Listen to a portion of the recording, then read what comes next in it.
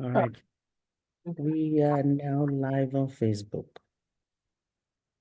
I'm gonna put Facebook down.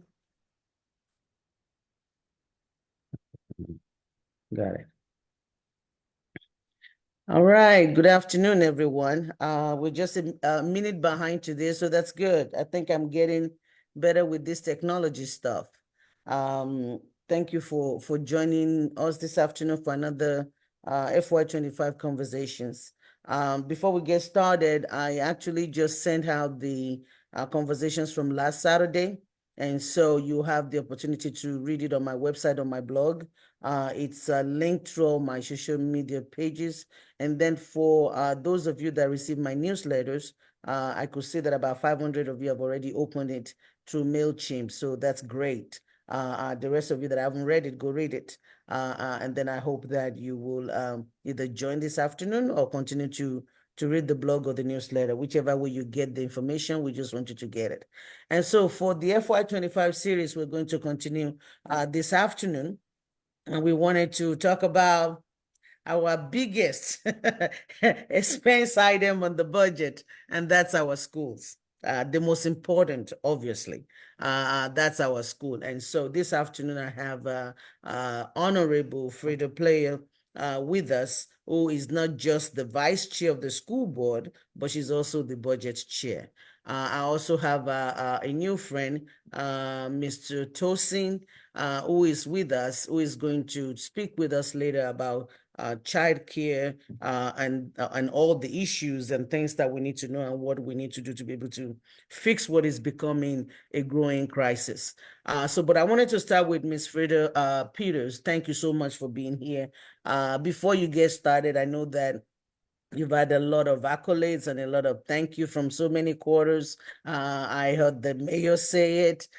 Chair Porterfield also said it at the budget chair, and I want to echo that as well. I want to congratulate you on MMPS, Dr. Barrow, the entire team, for a job well done. I was going through it. I think you're one of two in the nation top district to rank in the top 10 in math and reading. You're also a number 5 level 5 rating district, first time in 2015, something like that. And then I saw Yeah, two in a 2 row. years in a row, 2 years in a row, yes. And then you have about 18 reward schools in the district. And so, and I saw some other stuff about the highest recovery rate. And I mean, it's just all coming in. And that's what we want to hear. We want to make sure that as we're investing in our schools, I remember when I first joined council, people would be like, you just give MMPS money, we're not seeing it. And so it's good to continue to see that the investment that we're putting in our children, in our districts, that there's a lot of dividend. I know some of it cannot be measured in scores and things like that. And I know you guys are doing a lot of good job. So kudos to all of you for all that you're doing. And so here we are again. We are. Budget time. I mean, you and I have done this so many times. So would you walk us through your FY 25 budget? I know that from the council perspective, like I said, I just sent out the budget conversation this morning. It's a flat budget. There's not a lot of new revenues. And so how are you guys managing? What's going on your hand? What do we need to know about your budget? And if you just walk us through, and for those of you on Facebook, if you have any comment or question, feel free to send them. I will be compiling them. I will have Ms. Frida go through them at the end of our presentation. So Ms. Frida, thanks for coming, and you're on. All right, and you can see the PowerPoint now? Yes, ma'am. Okay, great. So this is our fiscal 25 budget, so 24, ending the year fiscal 25. So this is part of the agenda I just presented earlier this week. And so this is what we have, a continuity of operations. So what this means that if nothing else changed, we did nothing else new in metro schools to keep everything the same, how much would it cost to do that? We're currently in this current fiscal year, it takes about 205 to actually run the current level of service. And to continue the same level of service into the next school year or the next fiscal year, it'll be 1.268. as I said, budgets have a natural inflation or cost of living adjustment. That contracts get, they increase over the years of life of the contract, and different aspects of it. And so this is kind of a breakdown of what it looks like. So for step increases, for our teachers and our support staff, that's roughly $9 million. For our nutritional services, our Are cafeteria you workers, changing the slide? Do you intend to change the slide? yeah, it's not changing. No, it's not changing. So I think you have to start the slideshow Oh, or okay. click down, some one or the other. We're still seeing you, or maybe it's a little late on my end. I'm just there we go. You see that now? Yes, now we Okay. can see. So, as you can see here, we have the step increases. Let me move the thing here. We have step increases, which is roughly about $10 million. Make it a little bigger so everyone can see that. Our cafeteria workers, for their step increases, that's about $400,000. The food service budget is a different budget because they have a continuous source of income by selling the a la carte items. So it's a separate budget from operating budget, but we include it in there because for the labor costs or costs to pay our workers, that comes out of the operating budget. And so that budget's transferred from the operating to the food service budget, just because the food service budget, we don't make a profit off of selling school lunches. So we have to pay for increases out of operating budget. We wouldn't put that on our kids buying pizza. Certificate insurance increase is $16 million. This is one of our largest increases. Just it's after COVID. There's been delayed care because people obviously didn't get their routine care during the pandemic for obvious reasons. And now we're catching up with that. After COVID, a lot of people caught up on their health care, realized there were some health issues that required some extra medical attention just because it was a delayed response to whatever medical issues came up. We had a couple catastrophic claims where we had a baby or two that was in the NICU for several months. So things like that was high dollar claims, and we're a self-insured fund. So that means we're insured amongst ourselves. And so that caused our insurance increase to go up. So hopefully this will be the last time we have a major increase coming out of COVID and our employees catching up to their health care so they can be healthy, happy employees. The support insurance increase, which we should get pretty soon. For the benefit department, benefit committee, we have the pension. We're actually saving a little bit of money in the pension, so that's a good thing. That's actually down $250,000. So we love to see a savings. A property tax refund. This is the MDA transfer. There's a transfer because of property we own in the MDHA that we have to pay MDHA estimated pay in that. So that's what it is. We are finalizing the internal fee for Metro Services. So we share like some computer, walkie-talkies, things like that with Metro government, IT government, and they charge us for what it costs to do it internally. So the internal fee from one department to another, just to keep things at cost, but we're also charged for those services that's provided by general government, which would be cheaper if we did it outside in the private sector, and more efficient because we're doing it through Metro government and not have our own department. And the inflationary increases, this is increases in contracts and other required expenditures. That's about $13 million. The mandatory charter school increase. So, the charter schools get paid per pupil, and we're actually level out for the first time in a long time to do that. So there's no extra money. Sometimes when tax receipts are high, we have to give the charter schools the equivalent of portion for per student to do that. But since tax receipts are flat, it's we don't have a fee that part. And then textbook adoptions, we're setting, I believe now it's science this year. So to purchase science books for the entire district for each student to have their own access to, that's $22 million. So this is to keep the same level of education and service and pay for our employees. We're looking at roughly $1.26 million. And so it's going to operating budget. This will include it's relatively flat just through the economy. With the inflation, things are just leveling out as usual.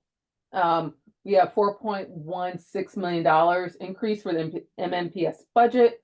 And that goes back to that inflation with all of our contracts and services and expansion. That's kind of just the natural kind of progression of the budget. Then we have a one-time funding for textbooks and materials for the science textbooks. The 3.5 cost of living adjustment that Mayor O'Connell provided, that's $22 million. The step increase is $10 million. And then a contractually obligated inflationary increase is roughly about $7 million, just under $7 million.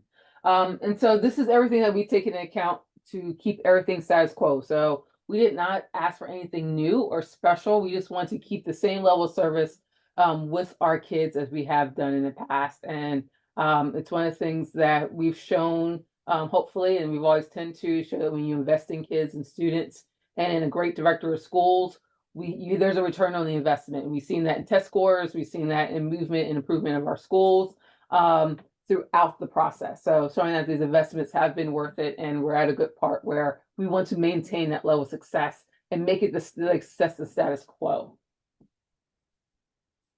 And so this is the updated portion. Actually, when we got the new numbers coming in, the increase actually went down a little bit. And so with everything that we added, with the step increases, COLA increases, the 22 million from the mayor for COLA, the actual revenue service came in, the internal revenue fee about 841,000.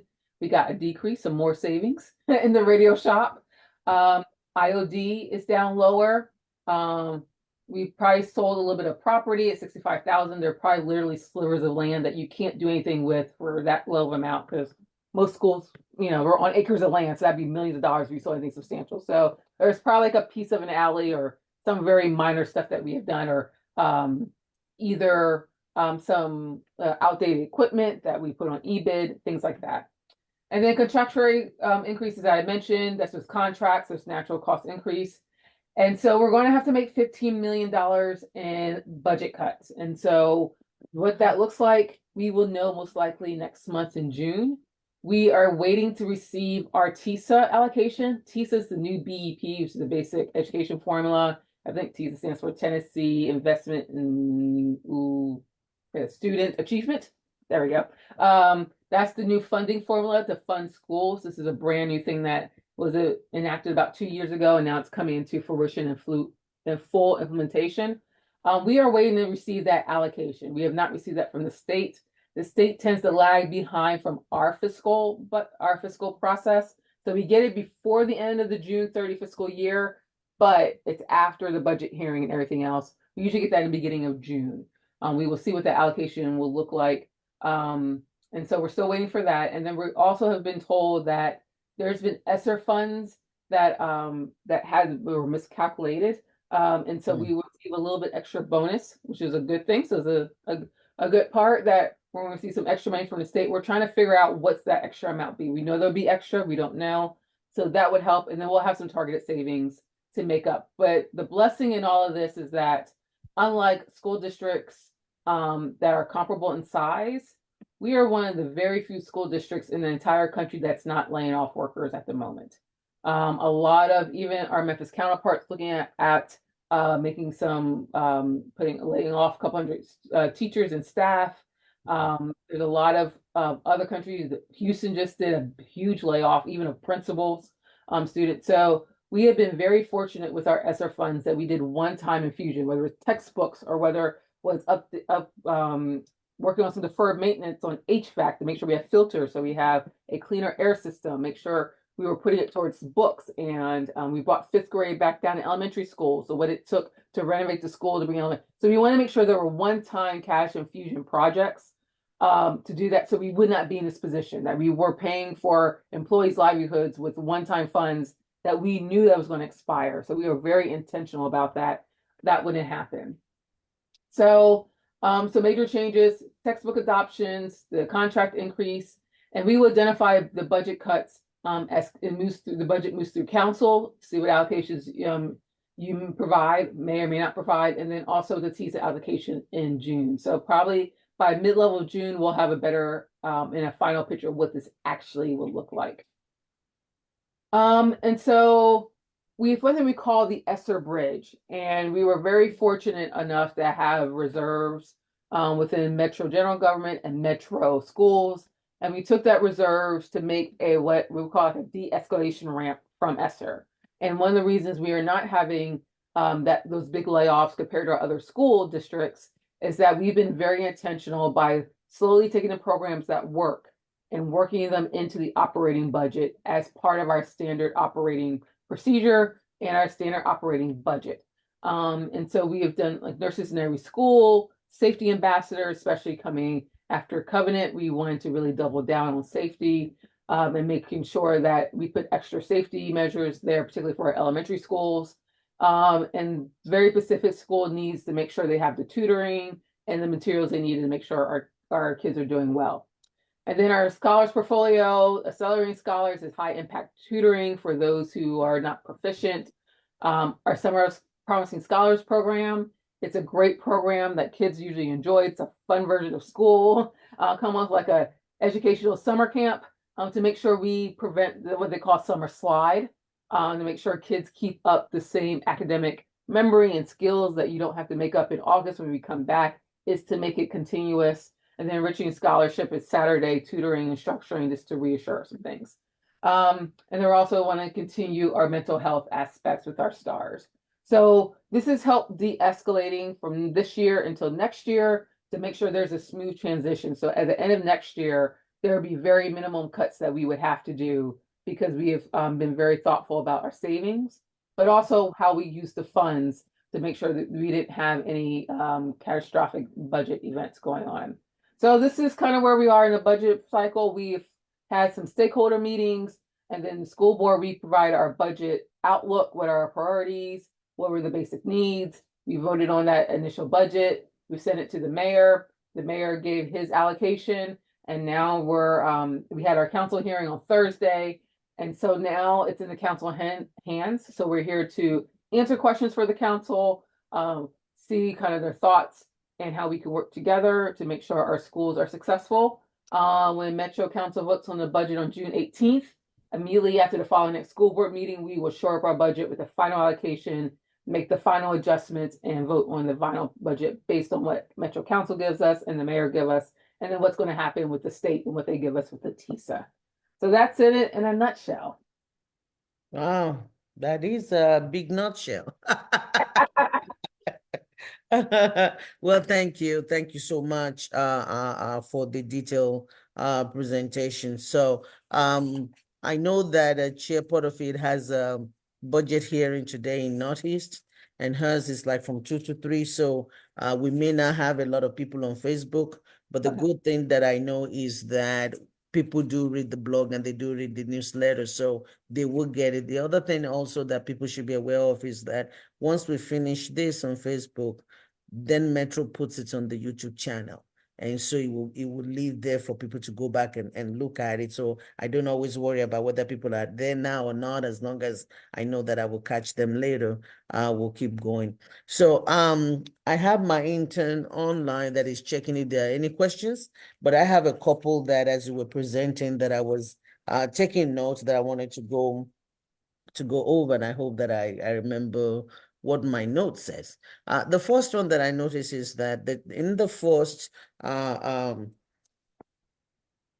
slide that you have for your, what is that term?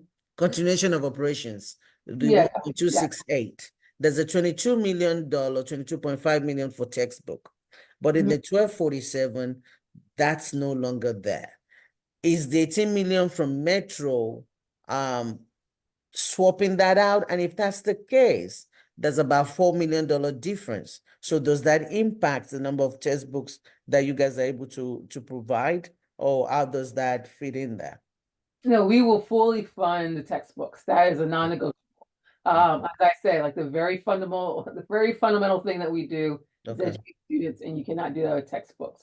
So we were able to use one-time funds to allocate for that. So that will take that, will help supplement that. But we won't make any cuts there. That would be the last place. I would have a conniption. Okay. Okay. I just noticed the difference in those two numbers, and I'm like, okay, hold on, it's 22 and it's now 18. I hope we're not cutting. So between the 18 million that the mayor is given, the Metro is given, and your allocations, the 22.5 for textbook will be covered. And also that's technology too, the update technology. So like teachers, get, laptops, updating our Wi-Fi, our servers, things like that. So that's where also we're part of that was going to supplement the textbooks. So some of the textbooks are digital and some of them are hardback. And they don't give us a discount on digital, unfortunately. So All they right. charge the same thing as they will print. So the next question that I have for you is about TISA. Yeah. And I know that you indicated that you guys are waiting on what that allocation will be. About 2 years ago, is it a year or two ago, we ran into a situation when TISA came in, we were short by 22 million. And that threw everybody into panic. So do we have an idea of what that allocation is going to be? Do we know that there will not be any shortages? I mean, or we just don't know? We don't know, but the way this forecasting is different from it was under that. And that was under the BEP. That was the last year of BEP. Am I frozen? Okay, there we go. I'm frozen on my end. Can you hear me? I can hear you. Okay. So so that was the 20 million shortfall came from BEP under the old formula in the last year of it.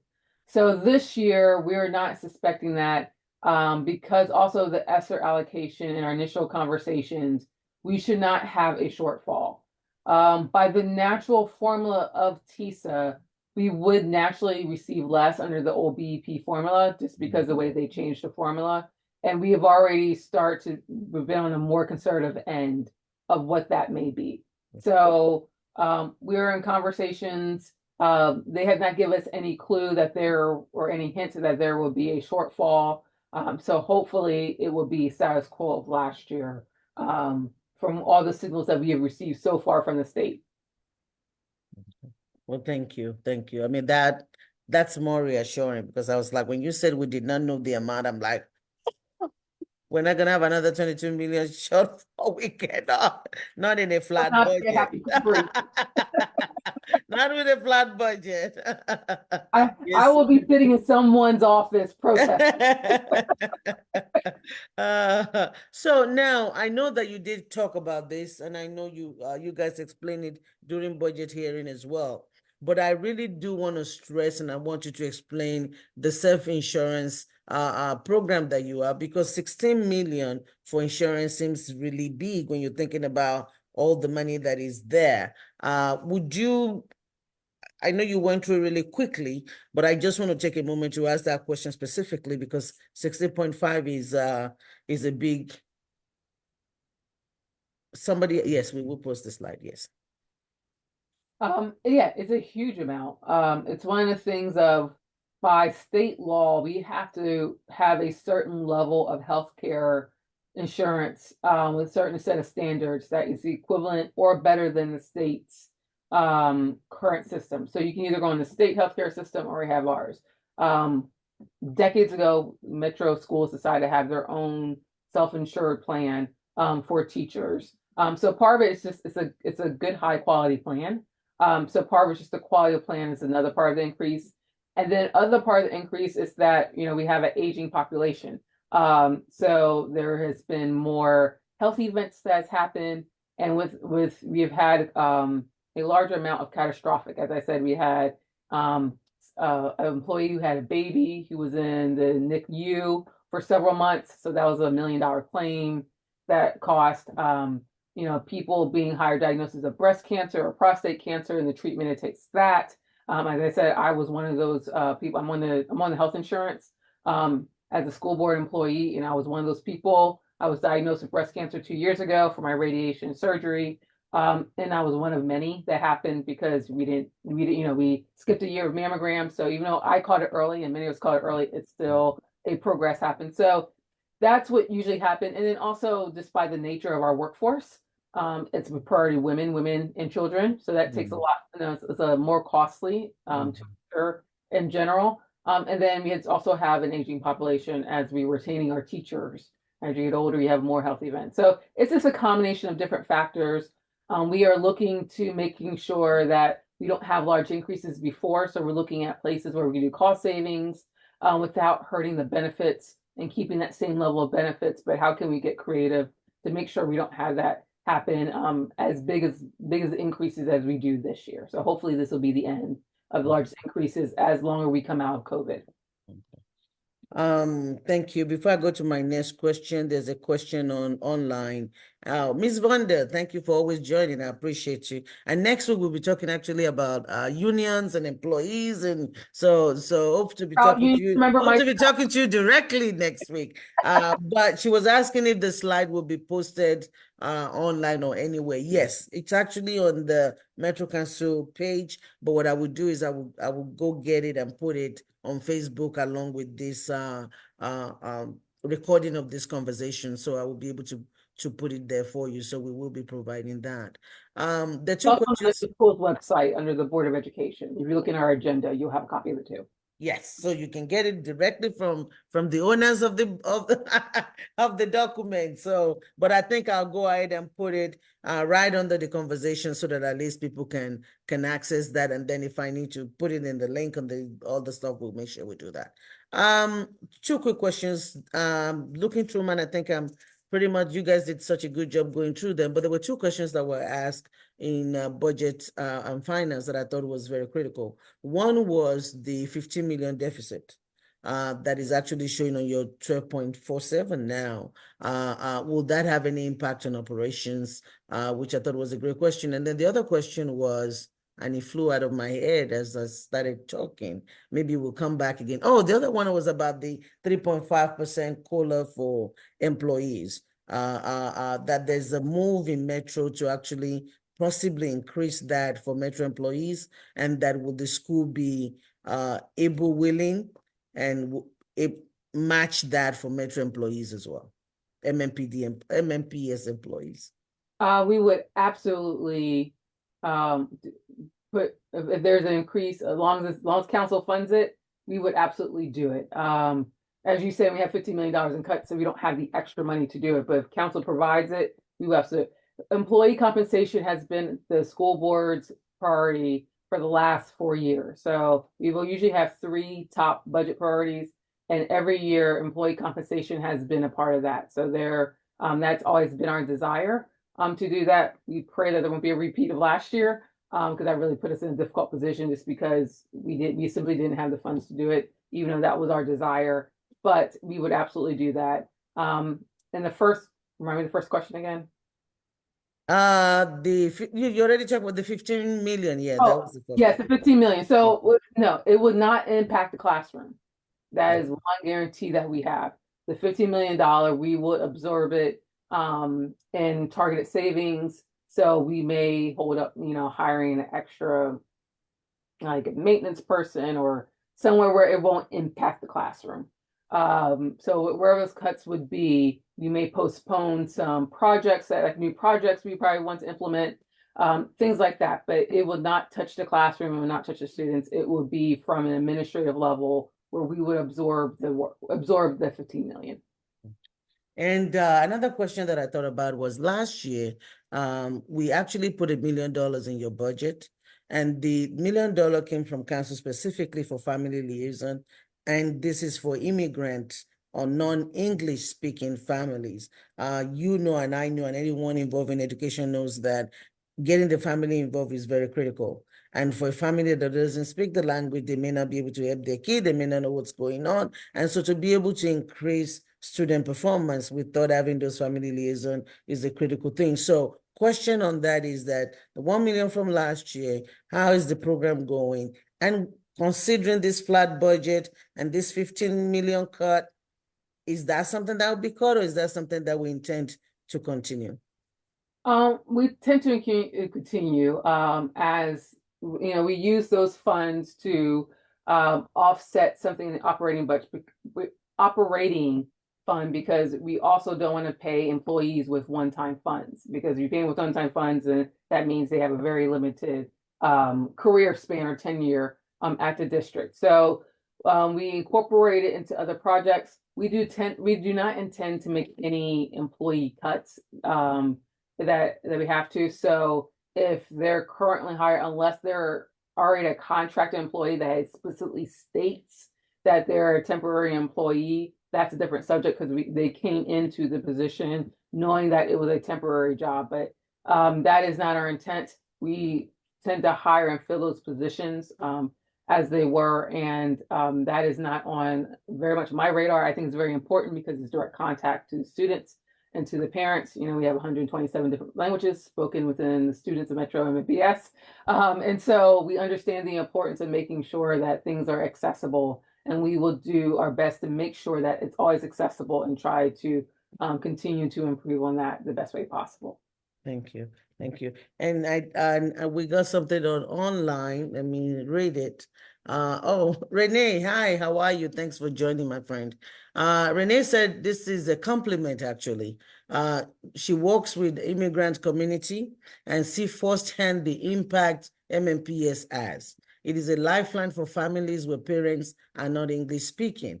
I see the children thriving thanks to our teachers. I hope there continues to be money in your budget to take on these challenges. Hey, you're asking my question that I just asked. Thank you, my friend. Those liaisons are very important, and everything else that we need to do. I was talking to somebody today about, you know, when we're talking about whether you're talking school to prison pipeline, when you're talking about kids dropping out of school, a big part of it is kids not being engaged, right? Even a kids that is very smart, that is not being engaged enough. If a child is not being engaged, they will start acting out in class. It's just, you know, it's normal. It's just the way it works. And so making sure that they get all the attention they need, they're being engaged, they're being productive in the classroom, outside of the classroom, I think it's what's going to help all of our kids thrive. And as we talk about equity and all of that, that means all of our kids have the resources that they need to be able to thrive. So thank you, Renee. We'll take a quick pause. Yes, ma'am. Area, so that's also very dear to me because I represent the international. Yes, yes. Those are your constituents. So yes. So thank you all so much. We appreciate that. So I'm gonna take a pause while we're still looking for what's going on, and I want to bring Tosin on to be able to talk to us about what's happening with childcare. When we're talking about education, we know that early childhood care is a big part of it. Kids in daycare, kids learning their ABC as soon as they can, all of that. But that industry is in crisis. And there's been a lot of talk about what's going on, what we need to do. And so when he contacted me and he said he's got some information, and I thought, you know what, let's bring on the expert and let him share with us what he's found out, what are some of the things that he's seeing. Maybe together we can all come together and figure out what the solution is. Awesome. Thank you for having me, Councilwoman Suara. And I wouldn't brand myself as an expert. You know more than some of us. My My kids are like, the youngest is like 20 years old, so. I am passionate about our youth right now. And like my wife and I, we started Lotus Learning Center, which is located off of Dickerson Pike in Nashville. We started that about a year and a half ago. And one thing that we're optimistic about, you know, the direction of childcare then. That was when President Biden was talking about Build Back Better, and we were going to get, you know, additional funding into the childcare landscape. That didn't, obviously, that wasn't funded. And over the course of the past year and a half, one thing that we have kind of lived with and learned is that the way that things are going right now, it is not sustainable. I've talked to, you know, others from you know, program directors from other learning centers, and they're having the same exact challenges that we are, which is, you know, it revolves around just like staffing and putting the right people in front of our kids. And like we are having at Lotus Learning Center, as with, you know, other centers throughout Nashville, even, you know, centers throughout the country, the majority of centers are having that issue right now as far as recruiting and retaining the talent that we need to put in front of our youth. So I'm going to share my slides here. So give me 1 second.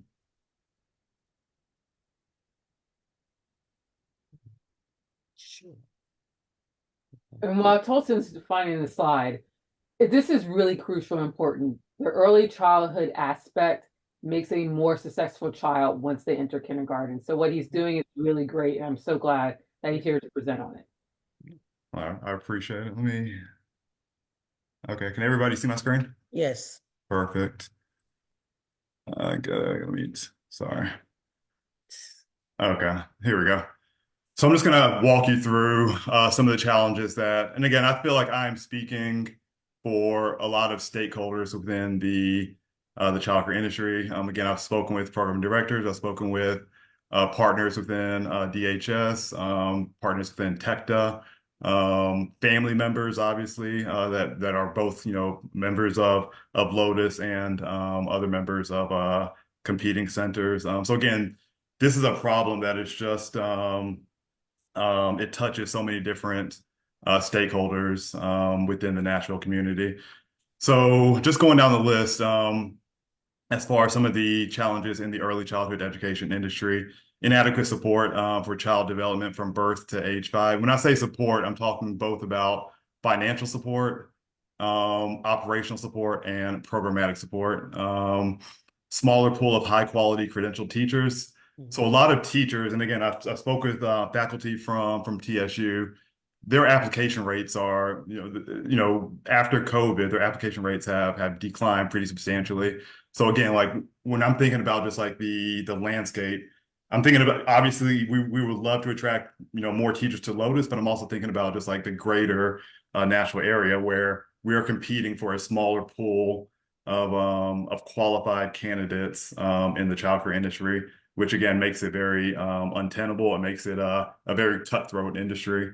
And then unaffordability of childcare impacts parents' ability to work. And again, I'm speaking, with Lotus, we have had family members who have had to withdraw their kid because the cost it's unaffordable. And for them, they would rather, take their kid home, provide that individual care, and then they remove themselves from the workforce.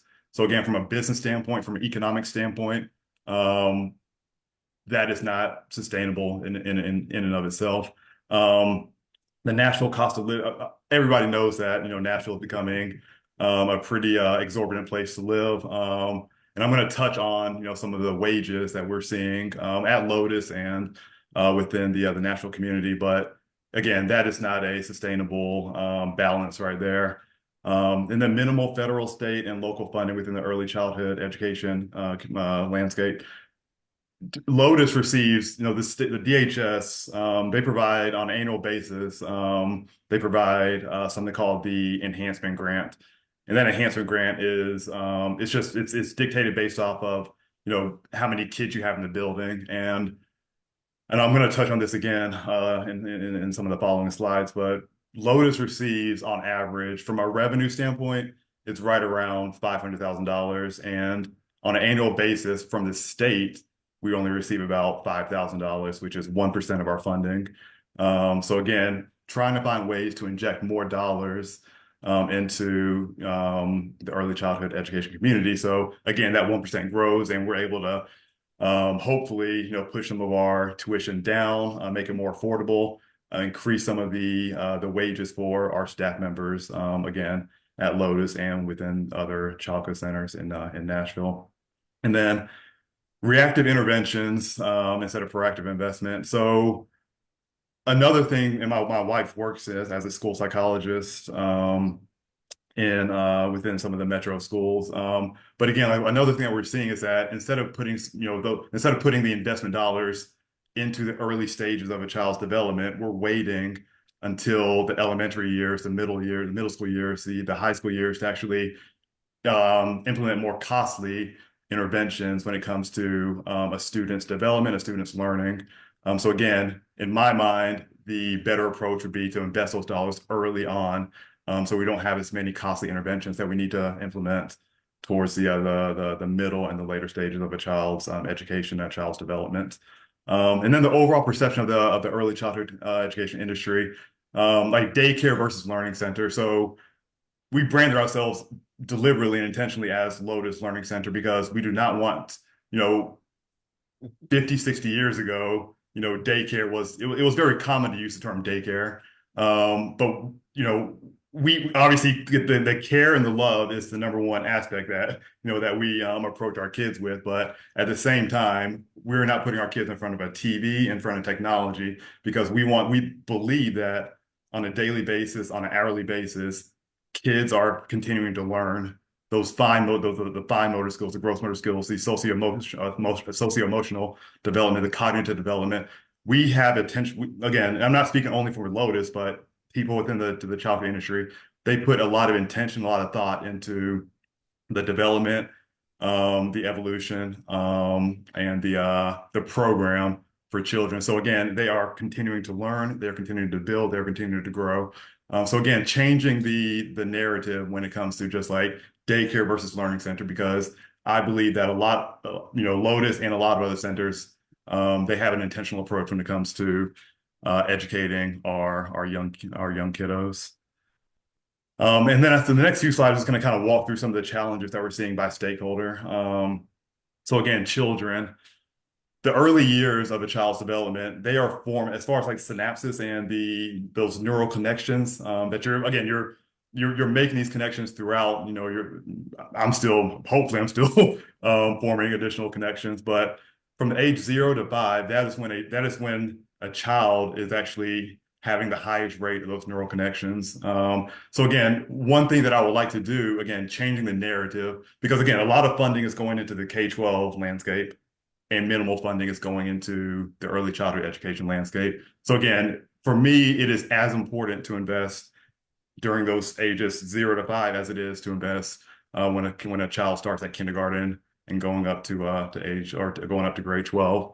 And then another thing that is, again, another thing that we have, kind of, seen and witnessed at Lotus is the retention aspect of it. And we believe that having that continuity when it comes to those teacher-student interactions, children become more comfortable when they have the same teacher for an extended period of time, as opposed to having different teachers every 3 months, 6 months, 9 months, right? So again, finding ways to ensure that we are retaining the teacher so that child has the continuity of service, the continuity of care that I believe is critical for the child's development.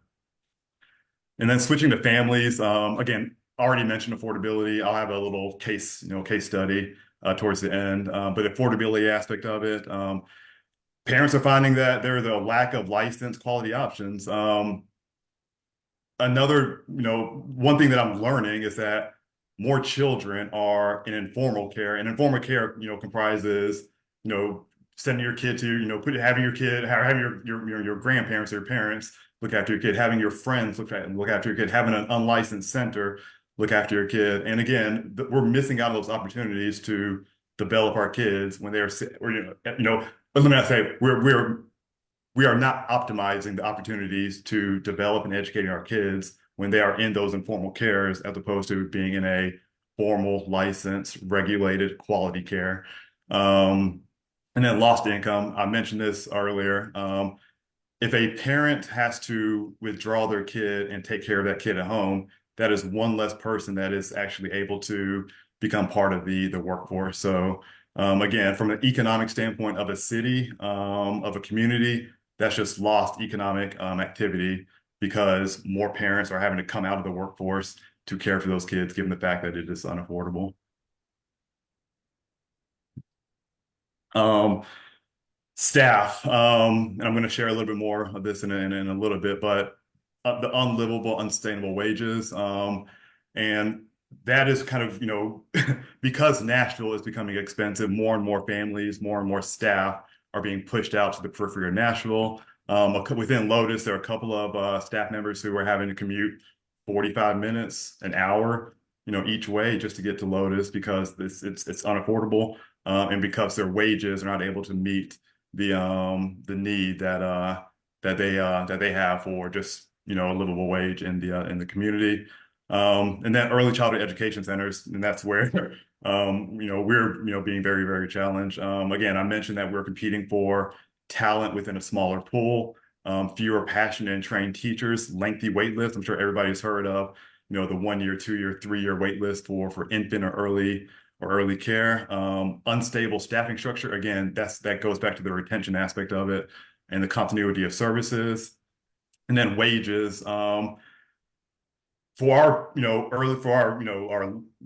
call them lower toddler, for our lower toddler, for our upper toddler, and for our preschool staff members, again, we are paying above market rates to those staff members. But when you think about what Metro and other school districts are able to pay their teachers on a step one, like it's hard to compete with that. Like we're not able to offer the same benefits, like when it comes to like, when it comes to healthcare costs, right?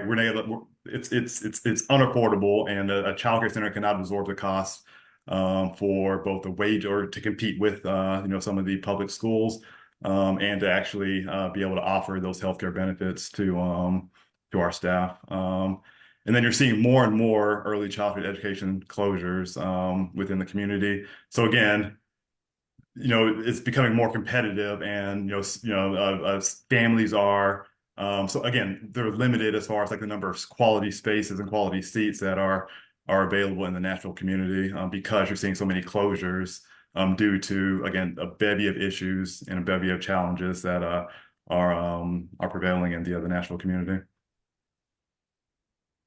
And then again, I mentioned businesses, right? And again, you remove a parent from the workforce. Again, you lose that economic growth, and you're not able to optimize and grow as much as you need to.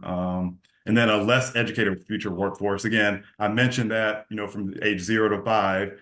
Again, that's when a kid's brain is just developing, and that's where we need that those investment dollars. So again, if we are not investing in the youth at the early age, that will kind of, it's going to be a domino effect where they're not actually able to develop and grow and learn at the same rate as some of their other, peers in future years. So you're going to have a less educated workforce if we're not investing those dollars in the early childhood education industry.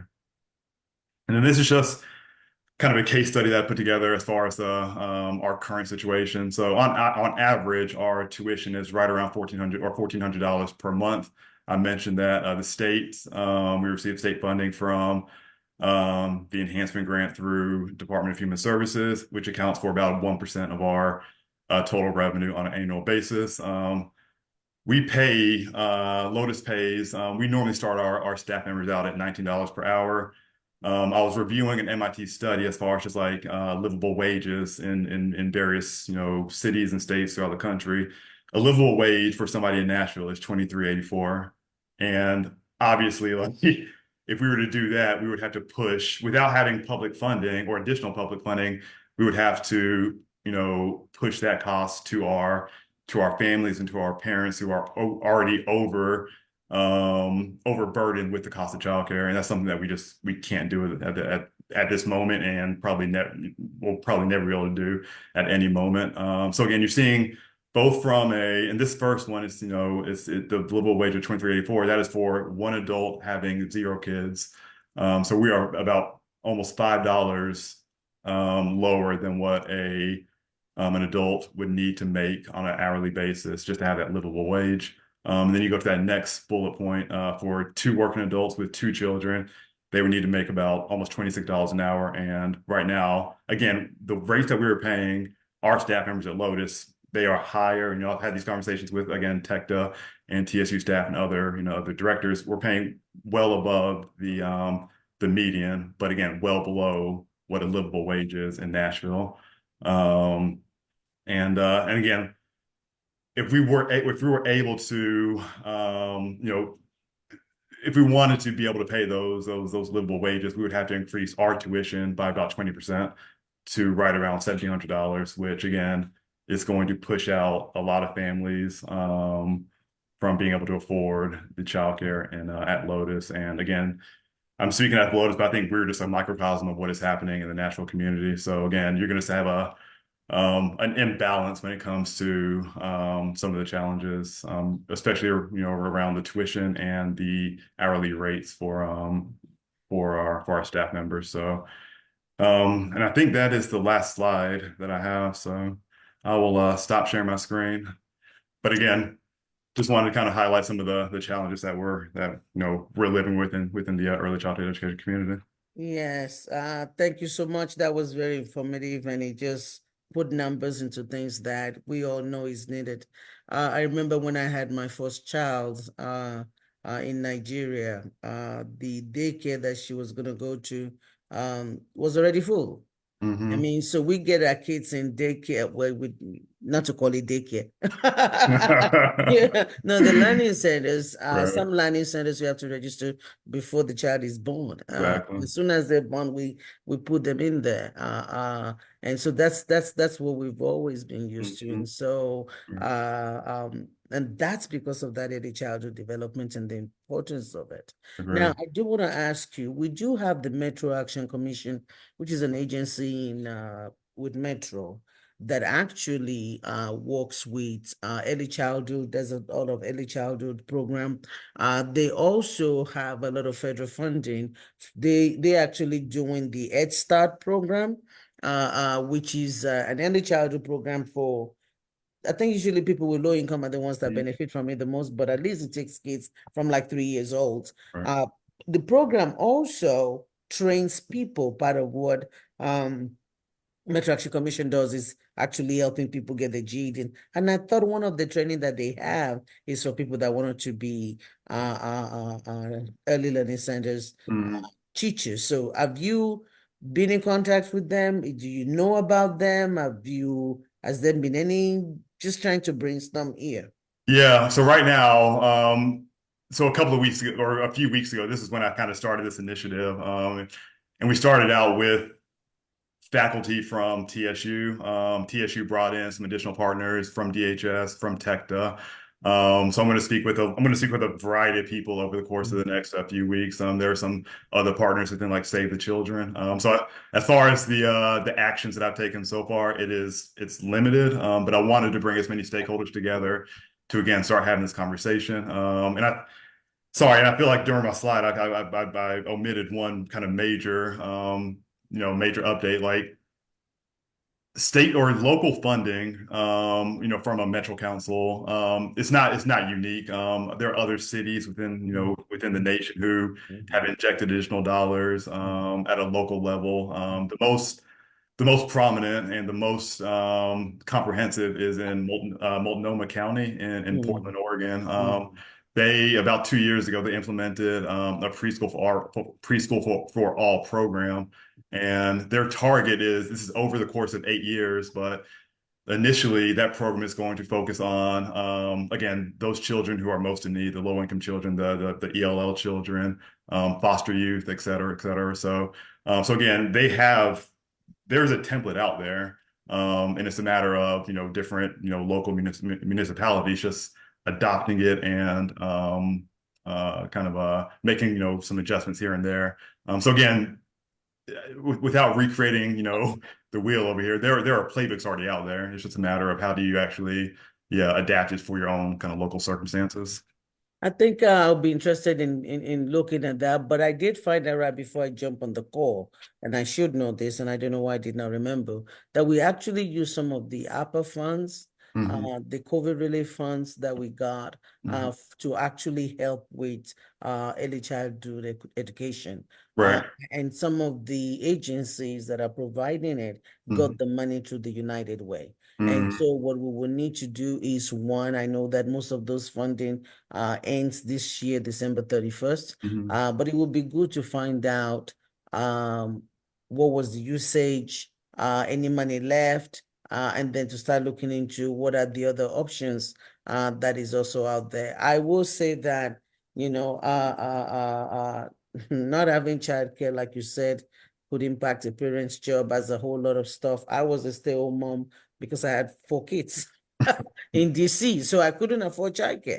I had to get a babysitting license in my house so that I mean, like, because how do you do that when I look at the amount of that somebody has to pay for a child? If you Right. have 2 or 3 kids, that's already 40, 60,000, and you're Right. not making anything. So I do agree that this is going to be a problem that is going to involve all of us, because you nailed it on the head that we need to take care of them when they were young, and Right. we need to make sure that we have a workforce that wants to learn, that is ready to learn, that is equipped with what they need to learn from a very young age. So Exactly. I'm interested in continuing the conversation. I will want to bring this to the Women Caucus, to the council, to every stakeholder to see what is the role of the government, what is the role of, you all that are paying the salaries, what else do we all need to do? There's so much that we have to do. And we also, I can tell you that even with the Head Start program, we have some neighborhood that don't want an Head Start program in their area because it's for poor kids, Right. for the poor. So all of that are things that we need to tackle for the sake of our kids. And so I appreciate your coming to at least shed more light on it. I think Absolutely. some of us know about it, but the data in front of us also just drive the issue home. Miss Frida, do you have any thought question for Tosin? And then I'm checking to see if anyone online has Yeah, anything as I just well. want to say the crucial work of it.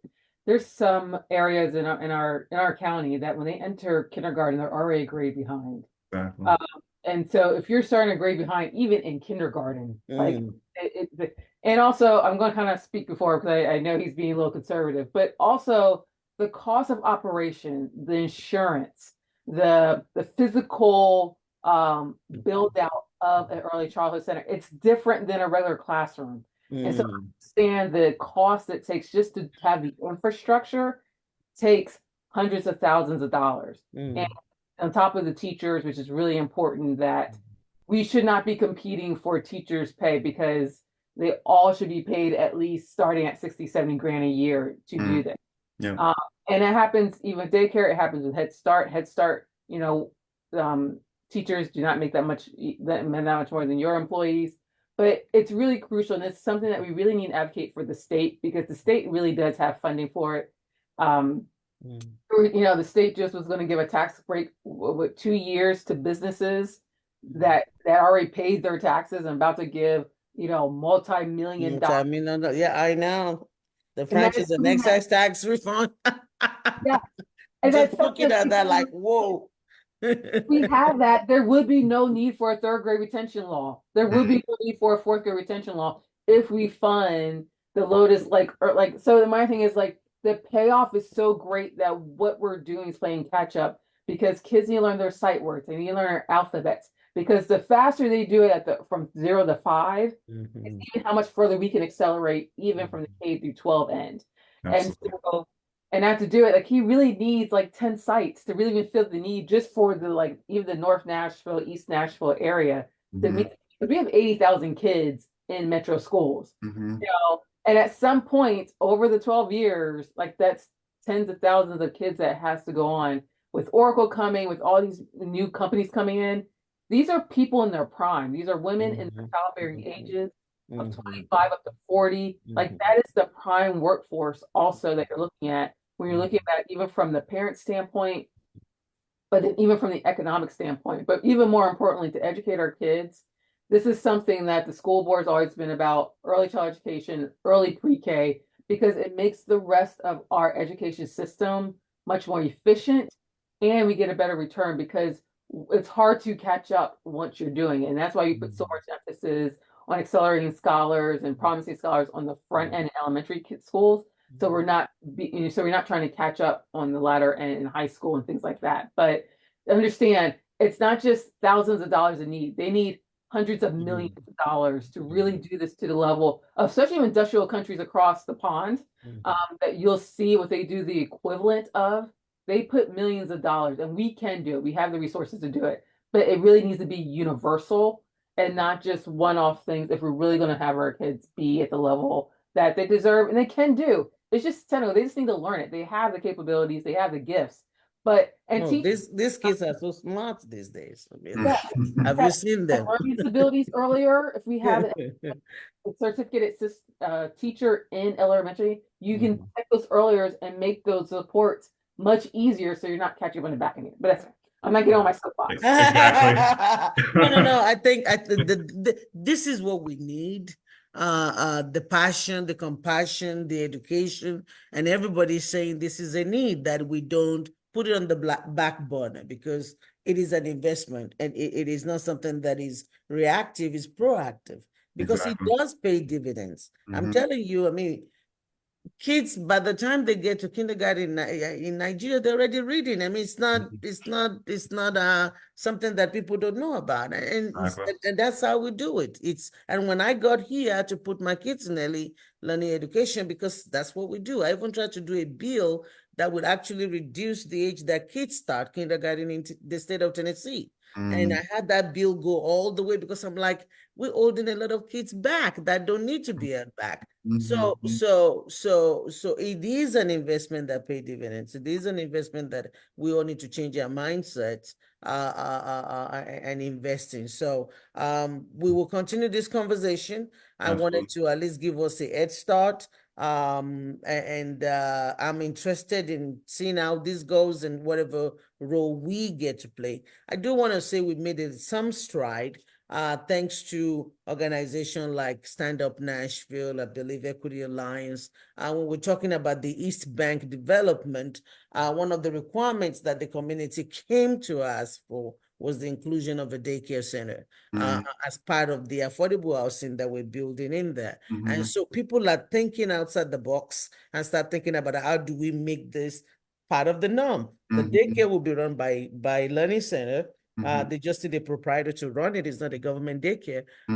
I'm sorry, I'll keep saying daycare, but Learning Center. Those are part of the things. 2 days ago, when we were doing the budget hearing for the police department, one of the items on the budget was a childcare center. And everybody was so excited, actually put it down as this is something we ought to be funding. And so I think as employers, as individuals are realizing that if we don't have a early learning center, we'll lose our employees. Don't have any learning center, and start planning it as part of your budget. And so working with providers and bringing them on board and whatever you need to do, that's what it's going to take. I see it moving.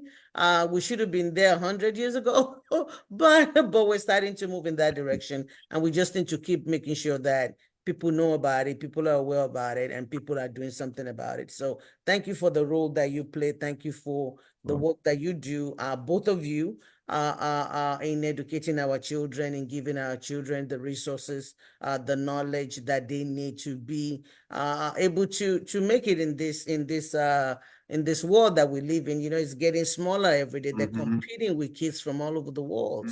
And so they cannot be left behind just because we adults couldn't get our thoughts together. And so whatever we need to do, we need to do it. So thank you both for joining me. Next Saturday, I will be having the folks from the union with us. I think, again, we come back to Nashville being expensive. We come back to how do we take care of the people that are actually taking care of our city? And what does that look like? What are some of the things that we would like to see happen? What are some of the things that is happening? Ethan will be talking about the MC3 program, which is an amazing program that is actually helping lift people out of poverty. That is it become a model out of Nashville to actually help people be able to live in this city. So that is our conversation for next Saturday. And then on June 4th, we'll be talking about public safety, community safety. What does that look like? What are some alternative things we need to do? Not just law enforcement, but some of the community safety programs that we can have that we need to be funding. After that, I can't remember all my dates, but I do know that then we'll do housing on June 8th. And then on June 15, I'll bring budget chair Porterfield back to come and talk about the substitute budget. And then we'll see where we are after that. So again, I hope that you all will continue to listen. More than anything, I hope you send your questions, your comments. All of these conversations matters. I take information from this conversation. I take answers to these questions to be able to take it back to council to inform my wish list. So something that you said today could be something that I'm going to pick up and say, I want to put some money in. That's the essence of the conversation. So I hope people continue to ask questions, continue to stay engaged. We work for you. This is your money. There's not much that we can do. It's a mayoral budget, but we can do the little bitty that we can. So again, thanks to those that were able to join online today. I know there's so many competing programs this afternoon, but the fact that you make the time, I appreciate it. And then for those of you that were not able to, we'll catch you on YouTube, on the blog, or on the newsletter. So I hope you guys enjoy the rest of your afternoon. Thank you so much. I appreciate the two of you. Hey, thank you very much. Thank you. Bye. Thanks, Miss Frida. You're welcome. All Bye. right, bye.